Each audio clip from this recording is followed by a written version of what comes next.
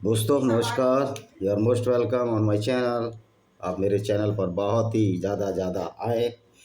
Channel को subscribe करें, bell icon दबाएं। मैंने देखा है कि जो मौलाना झूठी कुरान जिसकी कि हम पोल खोलते हैं, झूठा इस्लाम जिसकी कि हम पोल खोलते हैं, उस पर मिलियंस और मिलियंस लोग सब्सक्राइबर हैं। और हमारे लिए अफसोस की बात है कि अभी भी कुछ लोग इस भ्रम में पड़े हुए हैं कि इस्लाम दुनिया के लिए, इस्लाम मानवता के लिए है और कोई हिंदू मुस्लिम भाईचारा हो जाएगा, जबकि कुरान की आयतें साफ साफ कहती हैं कि इस तरह की कोई संभावना है ही नहीं। क्योंकि मुसलमान पहले इस्लाम को मानेगा, कुरान को मानेगा, उसके बाद आपका नंबर आता है, और आपका तो नंबर आता ही नहीं। अगर आप गैर मुस्लिम हो तो आपका कोई नंबर ही नहीं आता कि आपको रेस्पेक्ट की जाए।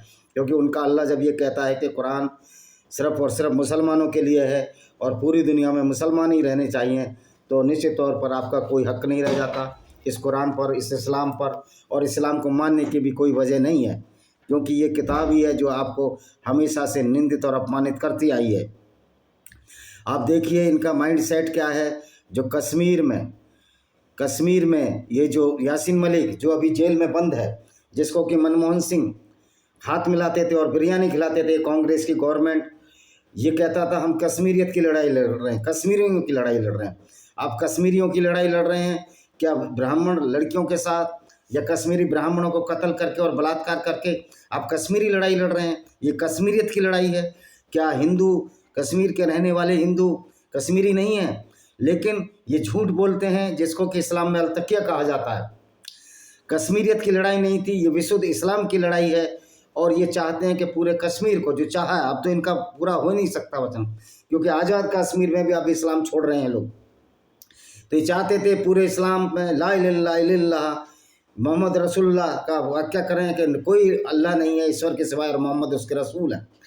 तो ये इस तरह की लड़ाइयाँ इनके पैगंबर मोहम्मद ने भी लड़ी थी, जो कि काफिलों को लूटते थे और जो मुसलमान बन जाते थे उनको ये छोड़ देते थे थोड़ा बहुत हिस्सा लेकर। तो मज़े की बात है, ये इस्लाम का प्रचार और प्रसार इसी तरह हुआ है, लूटपाट रक्त से हुआ है।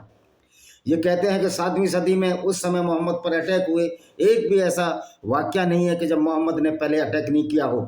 जितने भी वार लड़े मोहम्मद ने लूटने के लिए लड़े, लोगों की औरतों के बलात्कार करे और करवाए और मोलेस्टेशन किया, तो काम वासना और धन लिप्सा की पूर्ति के लिए बने और वहाँ लोगों को बेवकूफ़ बना दिया कि ये दुनिया तो कुछ नहीं है, असली दुनिया तो मरने के बाद है, आखिरत की दुनिया है। यानी कि जब आप मर जाओगे तो आपको 72 हूरें मिलेंगी, फलाना मिलेगा, ठिकाना मिलेगा, नहरें होंगी, बगीचे होंगे।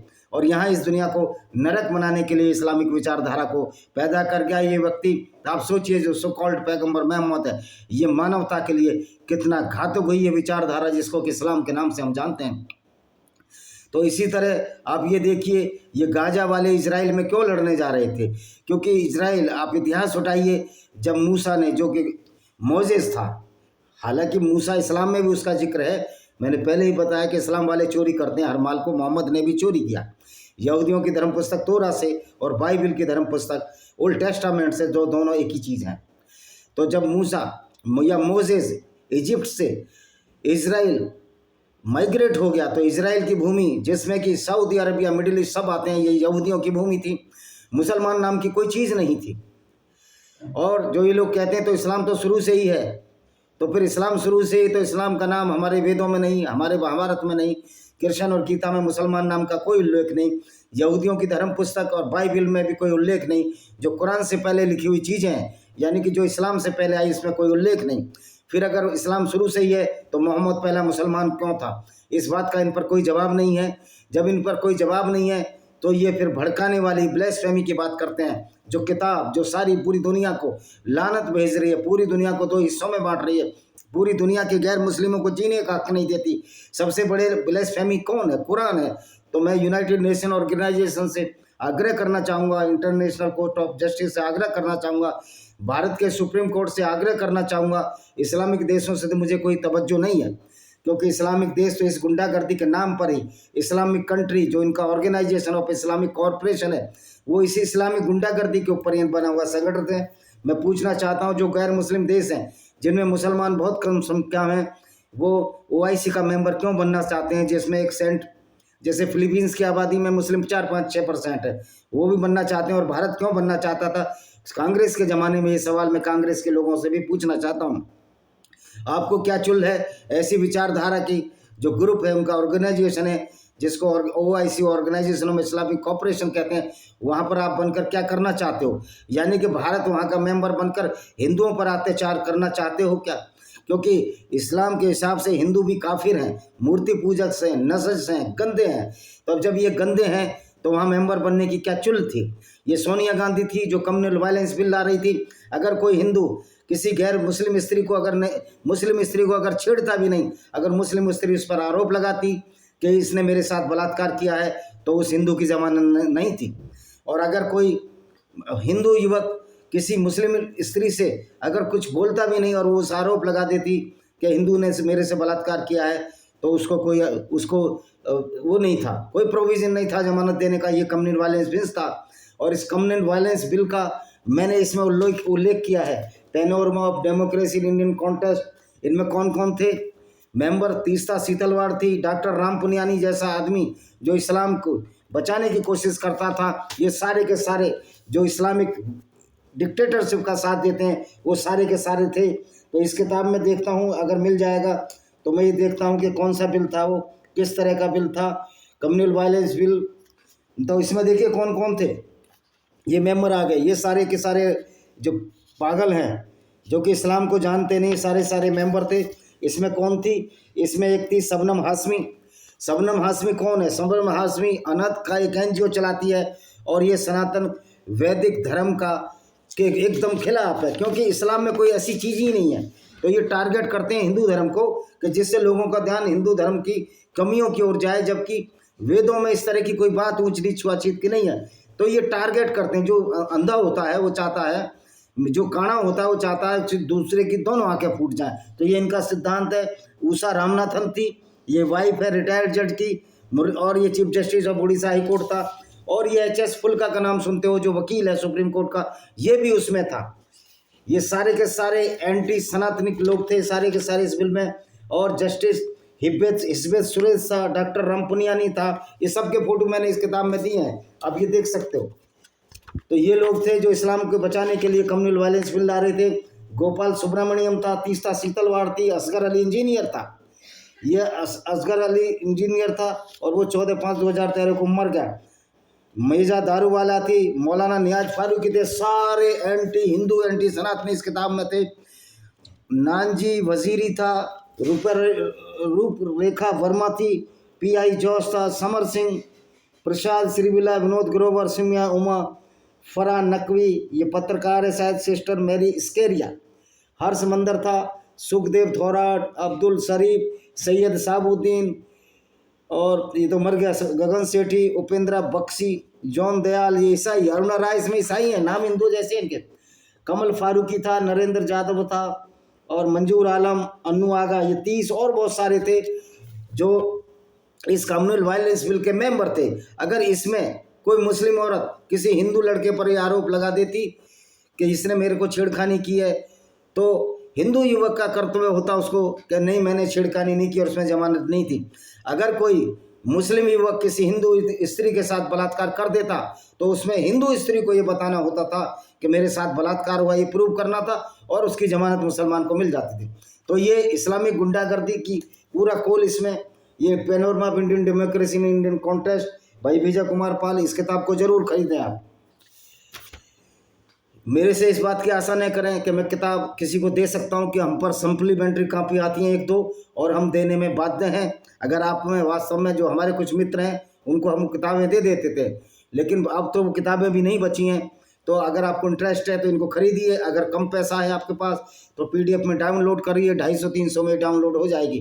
वैसे मुझे नहीं लगता कि इतने बुद्धिजीवी लोगों के पास इतना कम पैसा होगा, क्योंकि लोग शराब में और इधर उधर उड़ा देते हैं पार्टियों में। ये किताब 300, 400, 500 की है और बहुत ज़्यादा आपको ये देगी। एक ही नहीं है, बहुत सारी किताबें मेरी, venomous fangs of cobra, dangerous poison to society. तो इस तरह की किताबें हैं, आप जब खोलोगे अमेजॉन फ्लिपकार्ट पर मिल जाएंगी। तो हम यही कहना चाह रहे थे कि ये जो जिहाद है, जो शाहरुख खान ने बहुत बड़ा झूठ बोला कि वो जिहाद है, उसका वीडियो देख रहा था कि जिहाद का मतलब होता है अपनी आत्मा की शुद्धि। तो उस जिहाद को ये जिहाद असगर नहीं, जिहाद अकबर कहा जाता है, यानी आत्मा की शुद्धि। लेकिन उसी के साथ ये जिहाद है जिसको जिहाद असगर कहा जाता है, जो गैर मुस्लिमों को कत्ल करने की बात करता है। तो बताइए वो जिहाद अकबर जो बड़ा जिहाद है वो कैसे सफल हो सकता है, जब आपकी कुरान ही ये कहती है कि गैर मुस्लिमों को कत्ल करो, उनको जाओ और जाकर लूटो, तो ये सफल हो सकता है। तो जिहाद अकबर जो अपनी आत्मा की शुद्धि है, किसी मुसलमान की आत्मा की शुद्धि हो ही नहीं सकती। जब इनका अल्लाह खून को देखकर खुश होता है, जानवरों की बलि को देखकर खुश होता है, और वैसे तो दुनिया को बनाने वाला है, लेकिन उसको यही नहीं पता कि दुनिया गोल है या चपटी है, तो हम ये कहते हैं झूठा अल्लाह है, क्योंकि कोई भी व्यक्ति जो चीज़ बनाता है उसके बारे में ज्ञान रखता है। अगर मैंने किताब लिखी है तो मुझे मालूम है क्या क्या इसके कंटेंट्स हैं, लेकिन उस अल्लाह को पता ही नहीं। इतना बड़ा यूनिवर्स बना दिया, इतनी बड़ी कायनात बना दी, उसको ऊपर बैठा 7वें आसमान पर, उसको दिखता ही नहीं धरती गोल या चपटी है।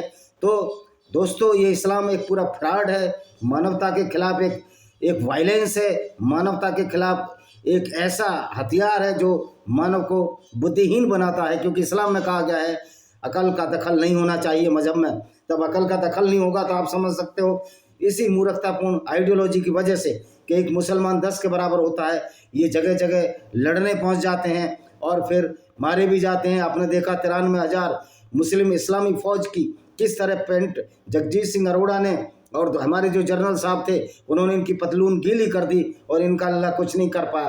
क्योंकि ये अल्लाह के नाम पर जो फ्रॉड मोहम्मद ने रचा, आज उसकी परत और पोल खुल रही है, इसलिए सर तन से जुदा के नारे लगाते हैं। सोचिए अगर सर तन से जुदा के नारे उन लोगों ने भी लगाए जो इस्लाम में विश्वास नहीं रखते, तो आपका क्या होगा। इसलिए जगह जगह आज हमारे भाई मुस्लिम भाई मार खा रहे हैं। जहाँ इनकी मेजोरिटी है वहाँ उसी मूर्खता को प्रदर्शित करते हैं, चाहे वो पाकिस्तान हो चाहे हिंदुस्तान के जो घेटोज हों जहाँ मेजोरिटी में रहते हैं, अभी भी ये योगी जी को गाली देते हैं, मोदी जी को गाली देते हैं। अरे भाई, योगी जी मोदी जी को गाली देने से क्या होगा। आप तो देखो ना, देना है तो लानत भेजो अपने पैगंबर को जो पूरी दुनिया को 2 हिस्सों में बांट गया, जो तुमको बेवकूफ़ी भरी बातें बता गया कि एक मुसलमान 10 के बराबर होता है। उस पर तुर्राइए कि आपको ये भी बेवकूफ़ बना गया कि अल्लाह की भेजी हुई आयत है और अल्लाह दुनिया को बनाने वाला है। तो ये तो अल्लाह यहीं खारिज हो जाता है जब अल्लाह कहता है कि धरती स्थिर है और सूरज उसके चारों तरफ घूमता है, जबकि धरती तो स्थिर नहीं है। धरती तो अपनी धुरी पे भी घूमती है और सूरज के चारों तरफ घूमती है। ये कैसा अल्लाह है जो उल्टी दुनिया बसा रहा है, उल्टा आपको ज्ञान दे रहा है। तो ये जो जिहाद है जो कश्मीर में था, ये सिर्फ इस्लामी गुंडागर्दी को फैलाने के लिए, जो कश्मीर में आतंकवाद या दुनिया में कहीं भी आतंकवाद है, ये सिर्फ इस्लामी गुंडागर्दी और डिक्टेटरशिप को फैलाने कर हो रहा है। और कहते हैं या तो हमारी मूर्खतापूर्ण भरी बातों को मानो, झूठे अल्लाह कुरान को मानो और झूठे पैगंबर को मानो, नहीं तो मरने के लिए तैयार हो जाओ। तो ये धमकियाँ तुम्हारी 7वीं सदी में चल सकती थी। आप जबकि हथियार इतने उन्नत हो चुके हैं, आपको चलने वाली नहीं है। अब गाजा पट्टी पर जब इजरायली औरतों के साथ बलात्कार हुए तब कोई भी मुस्लिम नहीं बोला, क्योंकि इस्लाम तो यही कहता है ना, गैर मुस्लिमों को लूटो, उनके साथ बलात्कार करो।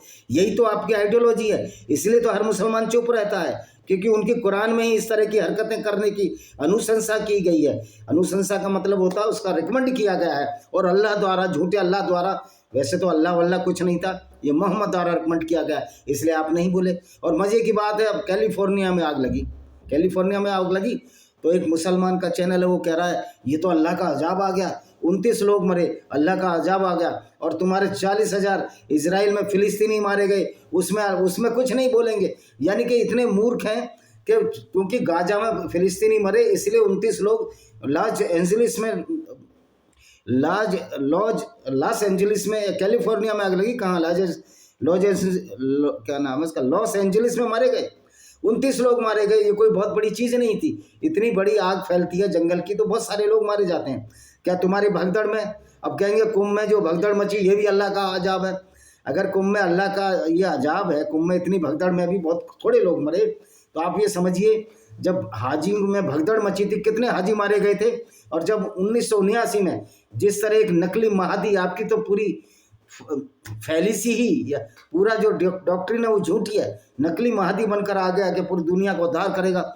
आपको जब भी काफिरों की जरूरत पड़ी, फ्रांस के अगर सिक्योरिटी गार्ड ना होते तो कितने लोग मक्का की मस्जिद में मारे जाते, 19 में तुम्हारे मारे गए। अब मजे की बात है, किसी देश में जब भूकंप आता है ये अल्लाह का अजाब है, और जब तुम्हारे तुर्की में भूकंप आया, अफगानिस्तान में आया, तब ये किसका अजाब था। तब ये कहते हैं अल्लाह हमारी परीक्षा ले रहा है। यानी कि अल्लाह अगर गैर मुस्लिमों को मारे तब तो ये अल्लाह की गुस्सा है, अगर तुम मरो तो अल्लाह तुम्हारी परीक्षा ले रहा है। तो ये अब परीक्षा की बारी अब तुम्हारी है, अल्लाह ही नहीं। अब गैर मुस्लिम और काफिर भी तुम्हारी परीक्षा लेंगे, तुम्हारी इस इस्लामिक डिक्टेटरशिप के खिलाफ एक बहुत जोर से तर्क से, शास्त्र और शस्त्र के साथ एक संघर्ष की बहुत ज़रूरत है। और मैं इन सुप्रीम कोर्ट से कहना चाहता हूं कि कुरान की आयतों पर बैन लगाया जाए, बजाय इसके कि आप वसीम रिजवी को 50,000 कर देने की बात करते हो। किस तरह मूर्खतापूर्ण निर्णय सुप्रीम कोर्ट के जजों द्वारा दिए जाते हैं, ये भी आप दो। कह रहे मान हानि हो रही है। अरे तुम मान अपनी इज्जत खुद नहीं रख रहे तो तुम्हारी हानि क्या होनी है? जब तुम ऊट पटांग फैसले दोगे, तुम्हारी इज्जत, अपने फैसलों का इज्जत नहीं, तो तुम्हारी मान हानि क्या हो गई? कोई हानि नहीं होती। सच्चाई कहने में क्या हानि है? तो ये देखिए, हमने कल कुरान की 210 चैप्टर 2 सूरह अल बकरा की आयतें बताई थी, तो 10-12 आयतें बताते हैं। प्री टेक्स्ट में हमको ये सब बताना पड़ता है कि किस तरह झूठ फैलाया जा रहा है इस्लाम के नाम पर। तो 211वीं आयत है, बनी इजराइल से पूछो कि हमने उन्हें कितनी खुली निशानियां दी, इस पर भी जिसने अल्लाह की अनुकंपा हो उसके अपने पास आ जाने के पश्चात बदल दिया तो अल्लाह की यातना बहुत कड़ी है। फिर वही धमकी, कह रहे हमने तो बहुत सारी किताबें लाई। अब तुम्हारी किताबें झूठी है, उसको मानेगा कौन? कुरान को मानने वाला मूर्ख ही होगा। कोई अच्छा व्यक्ति, थोड़ा भी इंटेलिजेंट व्यक्ति कुरान को नहीं मान सकता। काफिरों के लिए संसारिक जीवन शोभनीय मनोहर बना दिया है, तथा जो ईमान लाए उनका उपवास करते हैं और प्रलय के दिन अल्लाह के आज्ञाकारी उनसे उच्च स्थान पर रहेंगे। अल्लाह जिसे चाहे अगणित आजीविका प्रदान करता है। पहली बात तो यह है कि काफिरों ने संसारिक जीवन शोभनीय नहीं बनाया। तुम्हारे मोहम्मद भी धन की लिप्सा भी थी, काम की लिप्सा थी। अगर धन की लिप्सा नहीं थी, धन की इच्छा नहीं थी, अगर लालची प्रवृत्ति मोहम्मद में नहीं थी, तो वो काफिले क्यों लूटते थे? और अगर वो काम वासना नहीं थी तो 11-13 शादियां क्यों की? फिर ये कहते हैं उन्होंने विधवाओं से शादी की, तो विधवा भी तो मोहम्मद ही बनाता था। मोहम्मद की तो मोहम्मद के साथ तो ये ट्रेजेडी थी कि वो पहले खूबसूरत औरतों के पतियों को मारता था, जैसे किनाना अल रबी को मारा, उसके सफिया 17-18 साल की और 54 साल की उम्र में ये उसके साथ इंटरकोर्स किया उसी रात में, पिता और पति को मारकर। तो विधवा भी तो मोहम्मद ही बनाता था। तो मुसलमानों के पास या इस्लामिक क्लरिक्स के पास कोई बचने का कोई साधन नहीं है। अब तो यासिर वाजिदी कहने लगा हाँ इस्लाम कट्टर है। तो आप कट्टर हो तो दूसरा भी कट्टर हो सकता है, दूसरा भी उसी लैंग्वेज में आपको जवाब दे सकता है। फिर आपका ईमान धरा का धरा रह जाएगा, जिस तरह इजराइल ने आपको जवाब दिया है। आपको जवाब दो ना। 29 आदमी कैलिफोर्निया में मर गए, लॉस एंजलिस में मर गए, उसका दुख है। उसको कह रहे हैं अल्लाह ने मारा। और जो 40,000 ये मर गए, तुम्हारे इजराइल ने तुम्हारा तहस नहस कर दिया और अल्लाह बचाने नहीं आया। वो अल्लाह क्या बचाएगा जब मोहम्मद का दांत टूटा उहद की लड़ाई में? तो अल्लाह तो मोहम्मद को दांत को बचा नहीं पाया। तो ये सब जो झूठ और गढ़ा गया है, इसी की तो हम सच्चाई को आपके सामने पेश करते हैं। आरंभ में सभी मानव एक ही स्वाभाविक सत्वरम थे। आरंभ में तो कोई धर्म ही नहीं था। जब इंसान का आविर्भाव हुआ तो कोई धर्म ही नहीं था। जब इंसान जैव एवोल्यूशन से ओरिजिन ऑफ स्पीसीज पढ़ी है चार्ल्स डार्विन की, और जैव एवोल्यूशन थ्योरी पढ़ी है, तो कोई था ही नहीं। इस्लाम तो बहुत बाद में आया। जुम्मा इसको 14 साल हुए। तो अल्लाह ने नबियों को शुभ समाचार सुनाने और अवज्ञा से सचेत रहने के लिए भेजा। अल्लाह ने भेजा, अल्लाह था ही नहीं जब। अल्लाह तो मोहम्मद से 40 साल छोटा है। यानी क्या झूठ गढ़ा गया है इसने। मोहम्मद ने कुरान की कुछ आयतों को किसने चोरी किया? इसने यहूदियों की धर्म पुस्तक तोरा और ईसाइयों की बाइबल से उन पर सत्य के साथ पुस्तक उतारी। देखिए सत्य तो है ही नहीं, बाइबल तो झूठ से भरी हुई है। मैंने बहुत सारे झूठ बताए हैं इसके, कि पहाड़ अल्लाह ने ऊपर से काट दिए, धरती उड़ ना जाए। जबकि सच्चाई यह है कि धरती पर पहाड़, जो धरती के टेक्टोनिक प्लेट हैं उनके टकराने से पहाड़ बनते हैं, जिस तरह के हिमालय पहाड़ और बहुत सारे अल्पस राकी सब इसी तरह हुए। उन पर अच्छा सत्य तो है ही नहीं, ताकि इन बातों में विभेद करें, उसका निर्णय कर दें। आपकी दुराग्रह के कारण उन्होंने विभेद किया, जिन्हें वो पुस्तक दी गई। दुराग्रह नहीं, बुद्धि से, विवेक से। जिसमें भी बुद्धि विवेक होगी, ना कुरान को मानेगा, ना इस्लाम को मानेगा, ना इसको पैगंबर मानेगा। क्योंकि पैगंबर इस तरह के नहीं होते कि लोगों को कत्ल करते रहें, औरतें लूटते रहें, उनको बाजारों में बेचते रहें। इस तरह का पैगंबर तो हमने पहली बार सुना है। और राम से तुलना करते हैं मोहम्मद की। राम ने कोई लड़कियां नहीं लूटी जैसे मोहम्मद जाकर लूटता था। राम काफिले नहीं लूटते थे जिस तरह मोहम्मद लूटता था। आप अच्छा, उन्होंने विभेद के, जिन्हें विभेद के लिए पुस्तक दी गई, मतलब कुरान दी गई कि विभेद मत करो, तो कुरान में तो और पागलपन है और विभेद है। उससे कुरान ने तो पोल ही खोल दी पूरी इस्लाम की। जो लोग ईमान आए, अल्लाह ने उस विभेद में अपनी अनुपत्ति से सतपथ दर्शा दिया। अल्लाह जिसे चाहे सतपथ दर्शा देता है। तो अल्लाह का सतपथ तो यही है कि गैर मुस्लिमों की औरतें लूटते रहो, और काफिरों की औरतें अगर युद्ध में जीती जाएं तो ये कहकर के युद्ध में लड़ने आई थी उनके साथ बलात्कार करो। अरे उनको बहन भी बना सकते हो, उनको बेटी बना सकते हो। अब वो बेटी क्या बनाएगा पैगंबर? जो 6 साल की उम्र में 51 साल का बाबा शादी कर सकता है, वो बेटी बनाएगा पोती की उम्र से? तो ये इस तरह की हैरत अंगेज बातें प्रॉफेट मोहम्मद के बारे में जो बताते हैं लोग, अब इनको चिढ़ होती है। क्या तुमने समझ रखा है कि यूं ही स्वर्ग में प्रवेश कर जाओगे? और फिर धमकी दे दी। हालांकि अभी तक तुम्हारी वह दशा नहीं हुई है जो तुमसे पूर्व के ईमान वालों की हुई। उन्हें तंगियों तथा आपदाओं ने घेर लिया और वे झंझोड़ दिए गए, यहाँ तक रसूल और जो उस पर ईमान लाए गुहारने लगे, अल्लाह की सहायता कब आएगी? उस समय कहा गया, सुन लो, अल्लाह की सहायता समीप है। तो जिन्होंने ईमान को स्वीकार कर लिया और स्वर्गवासी हो गए, इसके लिए आवश्यकता सभी परीक्षाओं में स्थिर हो। अल्लाह की सहायता जरूर आएगी। फिर अल्लाह की सहायता से तुम क्या करोगे? अल्लाह की सहायता से तुम काफिले लूटोगे जैसे मोहम्मद लूटते थे। अल्लाह की सहायता से तुम हिंदुओं की, ईसाई और यहूदियों की लूटोगे जिस तरह मोहम्मद लूटते थे। तो अल्लाह की सहायता ही बड़ी खतरनाक है। ये अल्लाह तो क्रिमिनलों को सहायता भेजता, ये तो क्रिमिनलों का अल्लाह, ये तो अपराधियों का अल्लाह है। 215। हे नबी, वे आपसे प्रश्न करते हैं कैसे खर्च करें। उनसे कह दीजिए, जो भी धन तुम खर्च करो तो अपने माता पिता, समविवर्ती, अनाथ और निर्धन यात्रियों को दो, और तुम जो भलाई करते हो उसे अल्लाह भाती। कह रहे जो भी तुम कमाओ। क्या कमाने का जरिया क्या था इनका? लूटपाट मोहम्मद का। तो अगर मुसलमान मोहम्मद की सुन्नत पर चल दें, यानी लूटपाट करने लगे, औरतों को लूटने पड़े, तो पूरे हिंदुस्तान का मुसलमान भी जेल में होगा, पाकिस्तान का मुसलमान भी जेल में होगा। इसलिए मैं इंटरनेशनल कोर्ट ऑफ जस्टिस से कहता हूँ कि पाकिस्तान के उन मुसलमानों को जेल में डालो जो 100% इस्लाम पर चलते हैं, क्योंकि भारत का सुप्रीम कोर्ट तो निर्णय नहीं दे सकता। तो इंटरनेशनल कोर्ट जस्टिस से ऐसे मुसलमानों को जो मोहम्मद की सुन्नत पर चलते हैं उनको जेल में डालो, क्योंकि वो बलात्कारी भी हो सकते हैं, लुटेरे भी हो सकते हैं, और वो कातिल भी हो सकते हैं। तो ये अल्लाह का गुरु तो बलात्कारी और कातिलों का गिरोह है, जो औरतों को पहले अनाथ बनाता था, फिर उनसे शादी करता था। ये ईमान वालों, तुम पर युद्ध अनिवार्य कर दिया गया है, हालांकि वह तुम्हें अप्रिय। कह रहे तुमको लड़ाई बहुत जरूरी है, तो लड़ो ना भाई। कौन कह रहा है सारे इस्लामिक कंट्री आ जाओ? सारे गैर इस्लामिक कंट्री आ जाते हैं, लड़ाई शुरू कर दो। आप पता लग जाएगा, तो दूध का दूध पानी का पानी हो जाएगा। तुम्हारा अल्लाह कुछ नहीं कर सकता। अल्लाह के भी दांत तोड़ देंगे काफिर। हो सकता है कोई चीज़ तुम्हें अप्रिय हो, वही तुम्हारे लिए अच्छी है। जो तुम्हें चीज़ अप्रिय हो, जो सीधे साधे मुसलमान थे उनको लूटना पाटना अच्छा नहीं लगता था, तो उन्हीं को ये लानत दे रहा है मोहम्मद। और इसी प्रकार संभव है कोई चीज़ तुम्हें प्रिय हो, तुम्हारे लिए बुरी हो। और भाई कोई अच्छी है और बुरी है ना, वो मोहम्मद और अल्लाह तो नहीं बता सकता। अल्लाह तो खुद बुरा है, मोहम्मद तो खुद बुरा है, गलत राह बताता था, और मोहम्मद के सारे काम ही गलत थे। इंसानियत की एक भी चीज़ बता दो आप। हे नबी, आपसे प्रश्न करते हैं कि सम्मानित मास में युद्ध कैसे करना है, यानी कि रमजान के 4 पवित्र महीने। अब ये पवित्र महीने या अपवित्र महीने हैं? रोज जानवरों को मारकर खाना, रोज नमाज में भी लानत देना गैर मुस्लिमों को कि अल्लाह का अज़ाब आए इन पर जो काफिर हैं। 17 बार ये गालियाँ ही देते हैं नमाज में हम लोगों को, लेकिन हमारे हिंदू भाई समझते नहीं इसको। आप उनसे कहते हैं उनसे युद्ध करना घोर पाप है, परंतु अल्लाह की राह से रोकना, उनका इनकार करना, मस्जिद हराम से रोकना और निवासियों को उससे निकालना अल्लाह के समीप भी घोर पाप है। ये मोहम्मद की अपनी व्यक्तिगत दुश्मनी थी जब मक्का से इनको खदेड़ा गया, क्योंकि इस तरह की हरकतें करते थे। ये देवी देवताओं को गाली देते थे, अल्लाह मन्नात उज्जा को, यानी कि इस्लाम को कुछ मत कहो, इस्लाम सब कुछ कहेगा। वो तुमको ये अथॉरिटी किसने दी है? तुम्हारे अल्लाह, तुम्हारे पैगंबर को। हम नहीं मानते ऐसे अल्लाह और पैगंबर को, ना उसकी अथॉरिटी को मानते हैं, क्योंकि झूठ और फरेब के चाल पर बैठी हुई अथॉरिटी है।